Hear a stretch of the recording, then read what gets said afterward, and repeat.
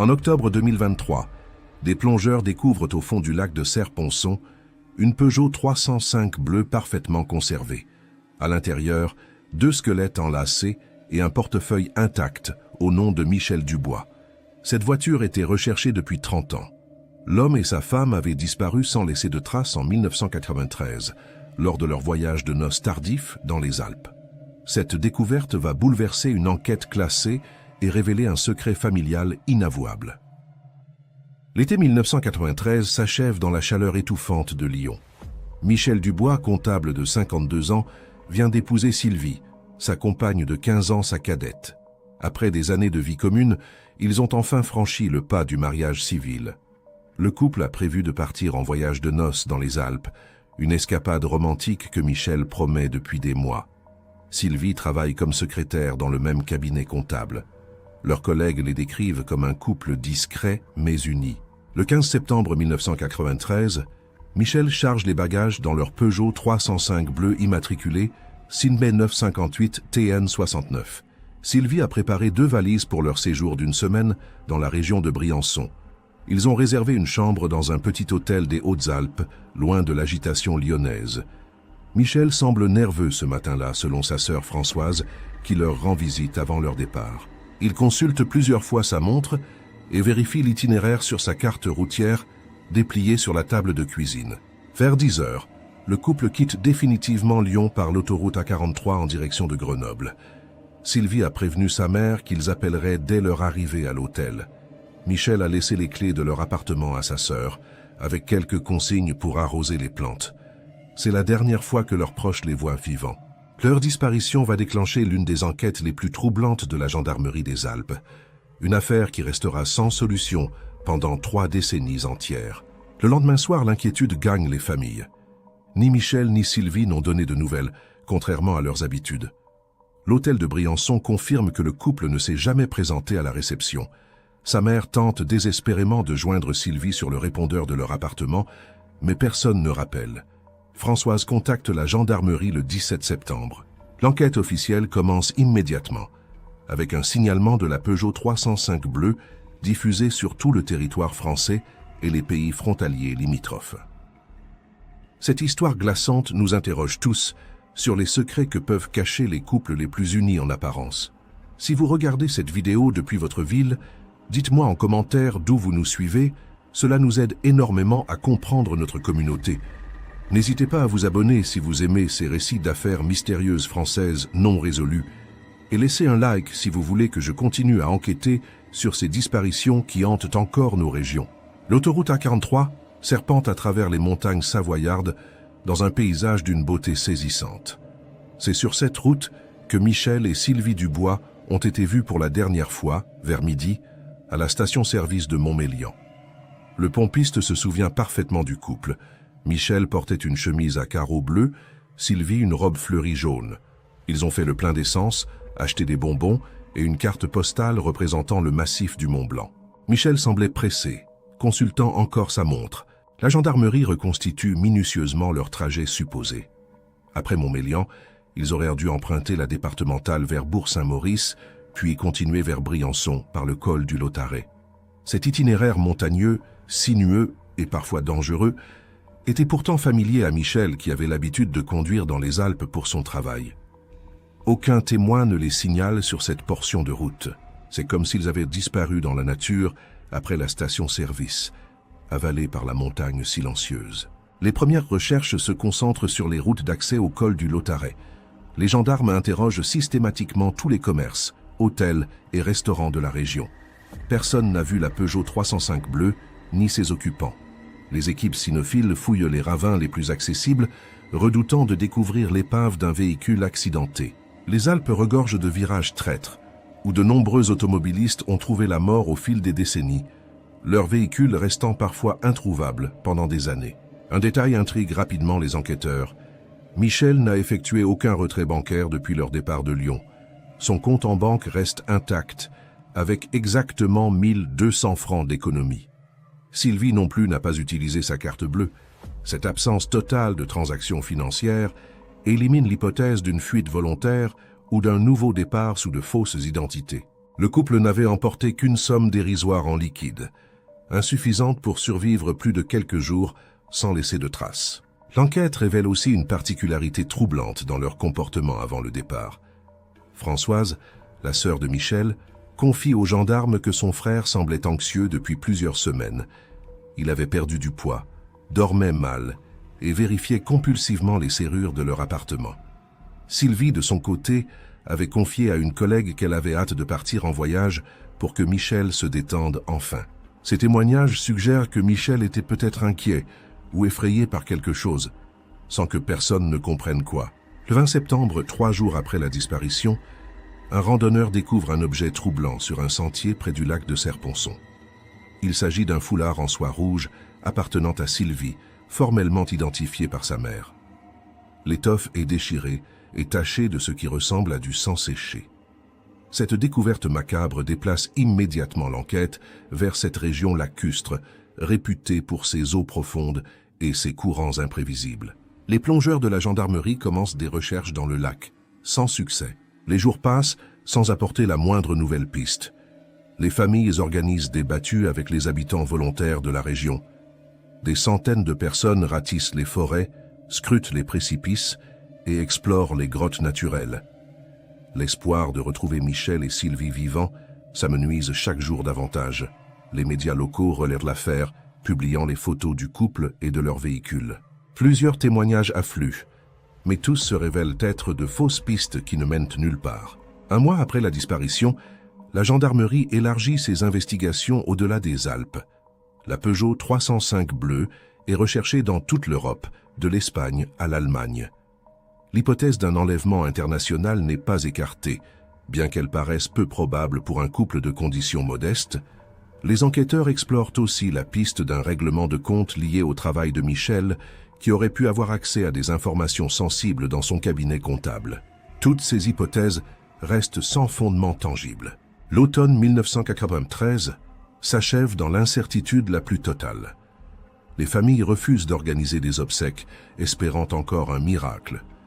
L'appartement de Michel et Sylvie reste en l'état, comme un sanctuaire figé dans le temps.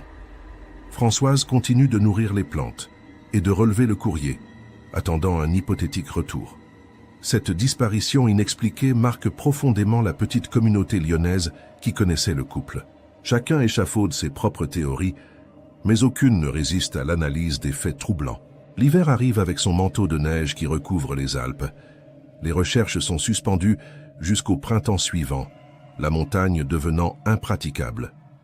Michel et Sylvie Dubois rejoignent la longue liste des disparus sans explication, ces fantômes qui hantent les familles et défient la logique policière. Leur histoire aurait pu sombrer dans l'oubli, classée parmi les cold cases insolubles. Mais 30 ans plus tard, le lac de Serre-Ponçon allait livrer son terrible secret et relancer une enquête que tout le monde croyait définitivement close. Le commissaire Jean-Claude Moreau prend personnellement en charge l'affaire Dubois en octobre 1993. Cet homme expérimenté de 55 ans a déjà résolu de nombreuses disparitions dans les Alpes, mais celle-ci le perturbe par son caractère inexplicable. Il constitue une équipe de 6 gendarmes spécialisés et met en place un véritable état-major dans les locaux de Gap. Le bureau d'enquête ressemble bientôt à une salle de guerre, avec des cartes détaillées, des photos et une chronologie minutieuse des dernières heures connues du couple lyonnais disparu. Les premiers interrogatoires révèlent un couple apparemment sans histoire. Michel travaillait depuis 20 ans dans le même cabinet comptable de Lyon, réputé pour sa clientèle de petites entreprises familiales. Ses collègues le décrivent comme méticuleux, ponctuel et d'une honnêteté scrupuleuse. Sylvie, de son côté, était appréciée pour sa discrétion et son efficacité. Aucun des deux n'avait d'ennemis connus, de dettes importantes ou de liaisons extra-conjugales. Leur vie sociale se limitait à quelques amis proches et aux réunions familiales dominicales chez la sœur de Michel. L'analyse financière révèle une situation apparemment normale, mais avec quelques détails intrigants. Les comptes officiels du couple sont transparents, sans mouvement suspect récent. Pourtant, Michel possédait une montre Rolex et Sylvie portait des bijoux légèrement au-dessus de leurs moyens déclarés. Ces détails passent inaperçus dans l'enquête initiale, les enquêteurs se concentrant sur les sommes importantes. Cette normalité financière apparente écarte l'hypothèse d'un enlèvement crapuleux, mais quelques zones d'ombre subsistent sans explication rationnelle. Les gendarmes fouillent minutieusement l'appartement du couple rue de la République à Lyon. Ils découvrent un intérieur soigneusement rangé, sans signe de départ précipité ou de lutte. Les vêtements de voyage manquent effectivement, confirmant que Michel et Sylvie sont bien partis de leur plein gré. Dans le bureau de Michel, les enquêteurs trouvent ses dossiers comptables parfaitement classés, sans documents manquants ou compromettants. Un carnet d'adresses révèle leurs relations sociales limitées, toutes vérifiées et innocentées par la suite, dans l'enquête minutieuse. L'hypothèse de l'accident de la route reste privilégiée pendant plusieurs mois. Les équipes de recherche explorent systématiquement tous les ravins accessibles entre Lyon et Briançon. Des hélicoptères survolent les zones les plus reculées, équipés de caméras thermiques pour détecter d'éventuels débris métalliques.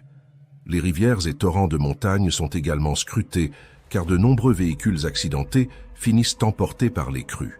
Malgré ces efforts considérables mobilisant des dizaines de personnes pendant des semaines, aucune trace de la Peugeot 305 bleue n'est découverte dans la région. Un élément nouveau surgit en décembre 1993, grâce aux appels à témoins diffusés dans les médias régionaux. Un conducteur de poids lourd affirme avoir croisé une Peugeot 305 bleue le 15 septembre vers 16 h sur la route du col du Galibier. Le véhicule roulait anormalement lentement et semblait hésiter aux embranchements. Malheureusement, le chauffeur n'a pas pu identifier clairement les occupants à cause du reflet du soleil sur le pare-brise. Ce témoignage, s'il s'avère exact, suggère que Michel et Sylvie étaient perdus ou cherchèrent quelque chose de précis dans cette région montagneuse isolée. Les enquêteurs interrogent également tous les clients du cabinet comptable de Michel, recherchant d'éventuelles menaces ou conflits professionnels. Cette investigation laborieuse révèle quelques contentieux mineurs avec des entrepreneurs en difficulté, mais rien de suffisamment grave pour motiver un enlèvement ou un meurtre. Michel était respecté pour son intégrité et n'avait jamais été impliqué dans des pratiques comptables douteuses. Son patron confirme qu'il n'avait accès à aucune information particulièrement sensible ou compromettante pour des tiers malveillants, éliminant cette piste d'enquête prometteuse. L'analyse du foulard révèle des détails troublants. Le sang correspond au groupe de Sylvie, mais l'étoffe présente des déchirures inexplicables, comme si elle avait été arrachée violemment. Plus étrange encore, des fibres textiles inhabituelles sont mélangées au tissu, suggérant un contact avec un matériau inconnu. Les médecins légistes découvrent aussi des traces microscopiques de sédatifs sur l'étoffe. Ces éléments contradictoires ne permettent aucune conclusion définitive, mais alimentent les théories les plus sombres sur les derniers instants de Sylvie. Après 6 mois d'investigations intensives, le commissaire Moreau doit se rendre à l'évidence. L'enquête piétine dangereusement. Toutes les pistes explorées se révèlent infructueuses, tous les témoignages vérifiés s'avèrent inutiles. La disparition de Michel et Sylvie Dubois défie la logique policière habituelle. Ils ne sont ni des fugitifs, ni des victimes d'accidents identifiables, ni des cibles d'enlèvement rationnels. Cette affaire rejoint progressivement la catégorie redoutable des mystères insolubles, qui hantent les commissariats et alimentent les suppositions les plus folles pendant des décennies entières. L'été 1994 marque le premier anniversaire de la disparition, sans apporter le moindre élément nouveau. Les familles organisent une messe commémorative à Lyon, espérant encore secrètement des nouvelles. Le dossier reste officiellement ouvert, mais les moyens alloués diminuent progressivement. D'autres affaires urgentes mobilisent les effectifs de gendarmerie. Michel et Sylvie Dubois entrent dans la légende locale des disparus mystérieux, rejoignant ces histoires troublantes que se racontent les montagnards au coin du feu. Leur voiture bleue devient le fantôme automobile le plus recherché des Alpes françaises. En 1995, l'enquête connaît un rebondissement inattendu qui relance temporairement les espoirs. Un détenu de la prison de Grenoble prétend détenir des informations cruciales sur la disparition du couple Dubois.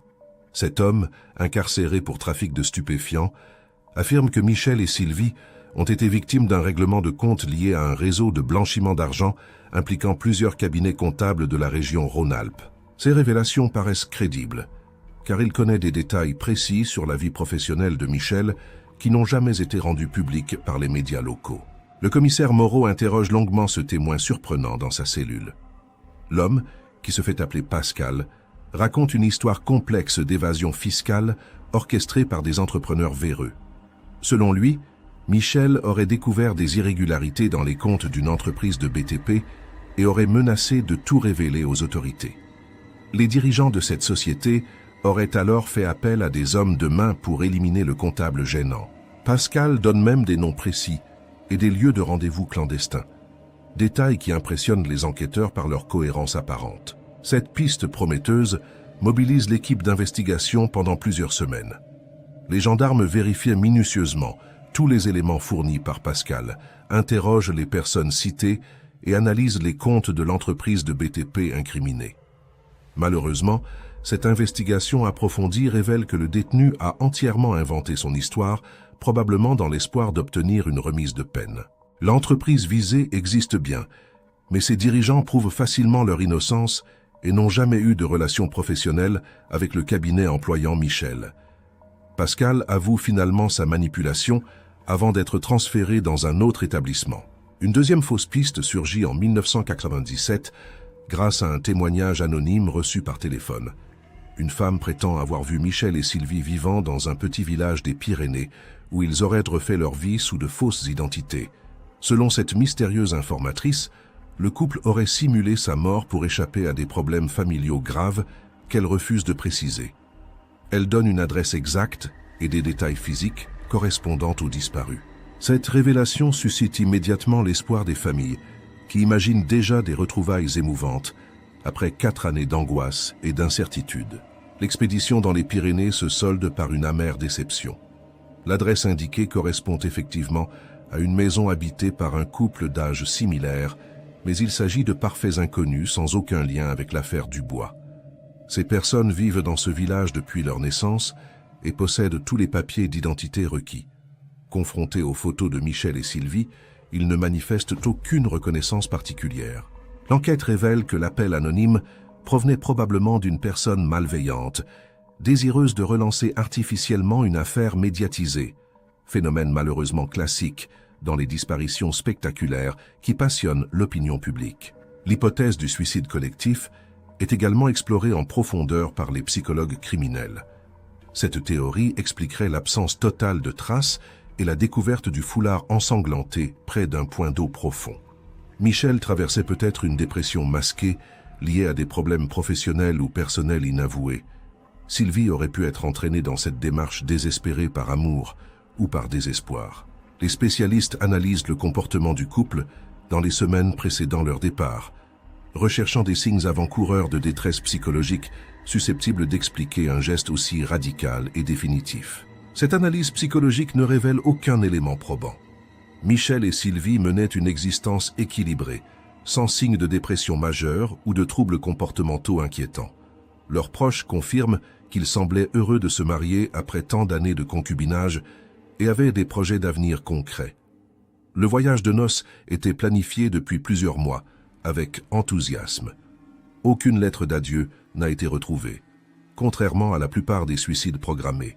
Cette théorie séduisante ne résiste pas à l'analyse factuelle des derniers mois vécus par le couple disparu dans la normalité apparente. En 1999, un journaliste d'investigation de Lyon relance l'affaire en publiant un livre consacré aux disparitions mystérieuses de la région. Son enquête privée apporte quelques éléments nouveaux, mais non décisifs. Il révèle notamment que Michel avait consulté un médecin pour des problèmes d'insomnie quelques semaines avant le voyage, détail ignoré par les gendarmes. Ce praticien confirme avoir prescrit des anxiolytiques légers à son patient, qui se plaignait de cauchemars récurrents sans expliquer leur origine. Ces révélations relancent brièvement l'intérêt médiatique, mais n'apportent aucune explication satisfaisante à la disparition du couple. Le passage au nouveau millénaire marque symboliquement l'enterrement définitif de l'enquête active. Le commissaire Moreau part à la retraite en emportant ses regrets de n'avoir jamais résolu cette affaire qui l'a hanté pendant des années. Son successeur hérite d'un dossier volumineux mais stérile, rempli de pistes explorées et abandonnées. Les techniques d'investigation modernes, notamment l'analyse ADN perfectionnée et l'informatisation des fichiers, n'apportent aucun élément nouveau. Michel et Sylvie Dubois sont officiellement déclarés morts en 2001, permettant enfin à leur famille d'organiser des obsèques symboliques et de tourner cette page douloureuse. Les années 2000 voient régulièrement ressurgir l'affaire dans les médias locaux. particulièrement lors des anniversaires de la disparition. Chaque été, des journalistes en manque de sujets revisitent cette histoire mystérieuse qui fascine toujours le public régional. De nouvelles théories fantaisistes émergent périodiquement. Enlèvement par des extraterrestres, fuite vers l'Amérique du Sud, accident dans une crevasse glaciaire impossible à localiser. Ces spéculations alimentent les conversations mais n'aident pas à découvrir la vérité.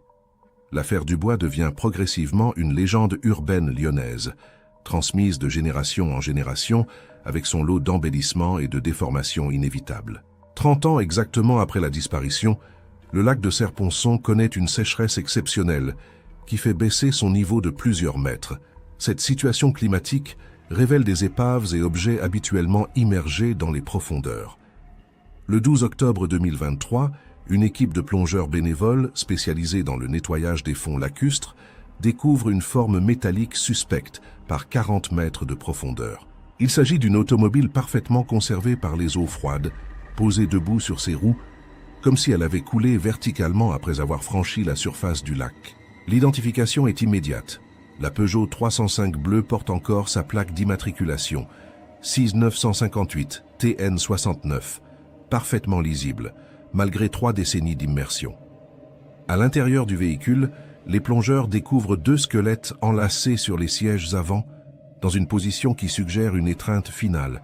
Cette vision saisissante émeut profondément les secouristes habitués pourtant aux découvertes macabres. Le couple semble avoir vécu ces derniers instants dans les bras l'un de l'autre, témoignage posthume d'un amour qui a défié la mort elle-même dans les profondeurs glacées du lac alpin. L'expertise médico-légale confirme rapidement l'identité des victimes, grâce à l'excellent état de conservation des corps et des effets personnels. Le portefeuille de Michel contient encore ses papiers d'identité parfaitement lisibles, ainsi que des photos de famille et sa carte de crédit intacte. Sylvie porte encore ses bijoux de mariage et sa montre arrêtée à 16h47, heure probable de leur mort. Cette précision temporelle permet enfin de reconstituer les dernières heures du couple avec une exactitude troublante, résolvant partiellement l'énigme qui a défié les enquêteurs pendant des décennies entières. L'analyse de la voiture révèle des détails fascinants sur les circonstances de l'accident. Les vitres sont toutes fermées, les portières verrouillées de l'intérieur et la boîte de vitesse est positionnée sur le point mort. Ces éléments suggèrent que Michel et Sylvie étaient conscients de leur situation désespérée et ont choisi de rester ensemble plutôt que de tenter une sortie hasardeuse. L'absence de traces de lutte ou de panique confirme que leur mort a été relativement paisible, par noyade dans un véhicule étanche qui s'est transformé en tombeau aquatique au fond du lac de montagne. Une découverte terrifiante émerge de l'examen de l'habitacle. Sur le tableau de bord, une lettre manuscrite parfaitement conservée dans une pochette étanche révèle des aveux qui glacent le sang. Michel confesse avoir tué 3 personnes dans le passé, des accidents arrangés qui ressemblaient à des suicides ou des accidents de voiture. Il explique froidement ses méthodes, sa fascination pour la mort, et avoue que Sylvie avait découvert son secret. Elle le menaçait de tout révéler, le forçant à cette solution finale où il l'emporterait avec lui dans la mort. La lettre révèle aussi les dernières heures terrifiantes de Sylvie. Elle avait découvert le carnet secret de Michel détaillant ses meurtres précédents. Un collègue suicidé en 1989, un voisin accidenté en 1991, une connaissance noyée en 1992. Tous morts dans des circonstances suspectes mais parfaitement maquillées. Sylvie avait trouvé ce carnet par hasard et confronté son mari la veille du voyage. Michel explique calmement qu'il ne pouvait pas la laisser vivre avec ce secret, mais qu'il l'aimait trop pour la tuer brutalement. Il avait donc organisé ce voyage romantique vers leur mort commune. Cette révélation posthume transforme l'affaire Dubois en cauchemar. Le comptable respectable était en réalité un tueur en série méticuleux qui avait perfectionné l'art du meurtre parfait.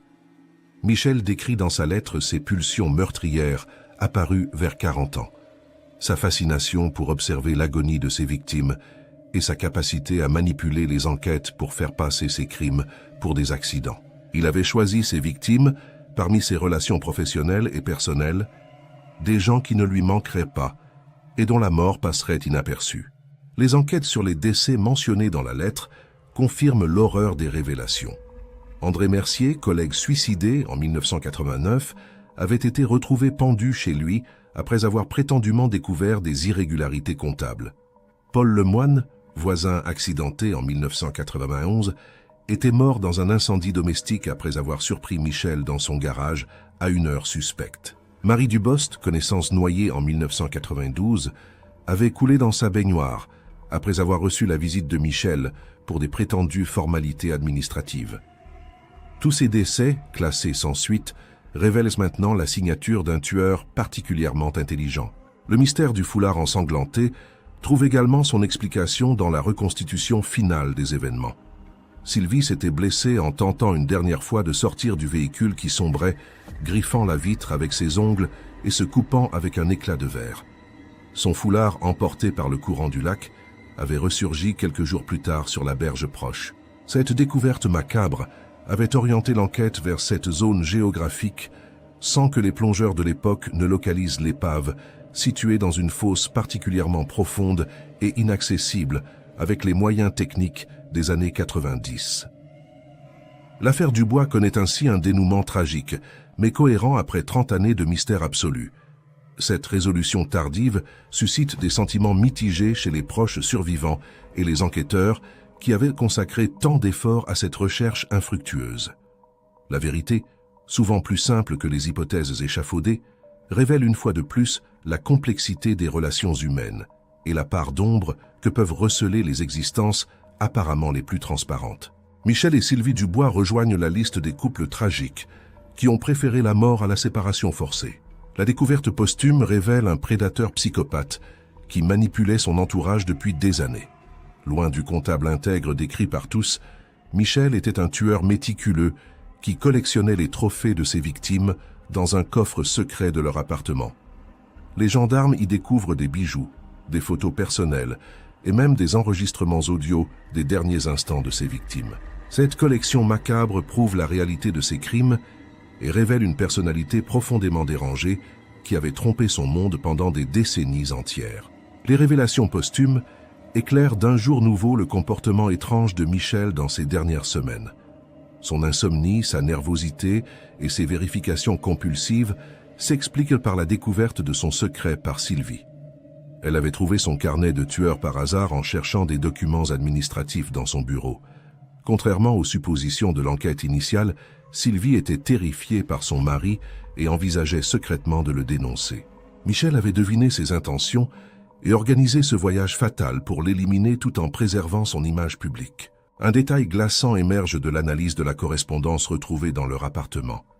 Michel tenait un journal intime détaillé où il décrivait ses fantasmes meurtriers et planifiait ses prochains crimes. Il avait déjà sélectionné sa 4e victime, Françoise, sa propre sœur qu'il soupçonnait de devenir trop curieuse sur ses activités. Cette révélation horrifie la famille survivante qui réalise que Françoise a échappé de peu à une mort certaine grâce à la disparition providentielle de son frère dans le lac de Serre-Ponçon. L'expertise psychologique posthume révèle la personnalité complexe de Michel Dubois. Cet homme apparemment intègre souffrait en réalité d'un trouble dissociatif qui l'avait conduit à mener une double vie parfaite pendant des années. Il était capable de compatir sincèrement aux funérailles de ses victimes tout en revivant secrètement le plaisir de les avoir tuées. Cette dichotomie psychologique explique sa capacité à tromper même ses proches les plus intimes. Les psychiatres le classent parmi les psychopathes les plus dangereux jamais étudiés en France. La lettre d'adieu révèle aussi l'existence d'un mentor mystérieux qui aurait initié Michel aux techniques de meurtre parfait. Il évoque un certain docteur rencontré lors d'un séminaire comptable en 1987 qui lui aurait enseigné comment éliminer discrètement des personnes gênantes. Ce personnage énigmatique, probablement un autre tueur expérimenté, n'a jamais été formellement identifié malgré les recherches approfondies menées après la découverte de l'épave. Cette zone d'ombre suggère l'existence d'un réseau de tueurs organisés plus vaste que prévu dans la région.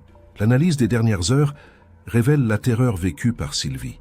Les traces de sédatifs retrouvées dans la voiture suggèrent que Michel avait drogué sa femme pour l'emmener docile vers leur mort commune. Des égratignures sur les portières intérieures prouvent qu'elle a tenté de s'échapper quand la voiture sombrait, réalisant l'horreur de sa situation. Son foulard ensanglanté n'était pas le résultat d'une blessure accidentelle, mais de sa lutte désespérée pour survivre aux derniers instants. Michel avait orchestré ce meurtre-suicide avec la même froideur que ses crimes précédents. Le témoignage du routier qui avait aperçu leur véhicule près du col du Galibier trouve enfin son explication macabre. Michel et Sylvie ne s'étaient pas perdus volontairement dans la montagne comme supposé initialement. En réalité, Michel cherchait l'endroit parfait pour éliminer sa femme tout en maquillant sa propre mort. Il avait visité plusieurs lacs alpins au cours des semaines précédentes, testant leur profondeur et leur isolement. La voiture roulait lentement parce qu'il savourait la terreur de Sylvie, qui commençait à comprendre ses véritables intentions. 30 ans après, cette découverte soulève des questions terrifiantes sur la nature du mal et sa capacité à se dissimuler. Michel Dubois était-il né monstre ou était-il devenu tueur par des circonstances particulières? Les psychiatres restent divisés sur cette question fondamentale. Son histoire devient un cas d'école sur les serial killers domestiques qui opèrent dans l'ombre familiale pendant des décennies. Le plus troublant reste sa capacité à inspirer confiance et affection, même à ses victimes potentielles, démontrant un talent de manipulation rare et terrifiant. L'impact de ces révélations sur les familles survivantes les divise profondément. Françoise, la sœur de Michel, refuse catégoriquement de croire aux aveux posthumes de son frère, qu'elle continue de considérer comme un homme honnête, victime d'un chantage mystérieux. Elle maintient mordicus que la lettre est un faux fabriqué par les véritables coupables pour disculper leurs crimes. À l'inverse, la mère de Sylvie accepte douloureusement la vérité et comprend enfin pourquoi sa fille semblait terrorisée dans ses dernières semaines de vie.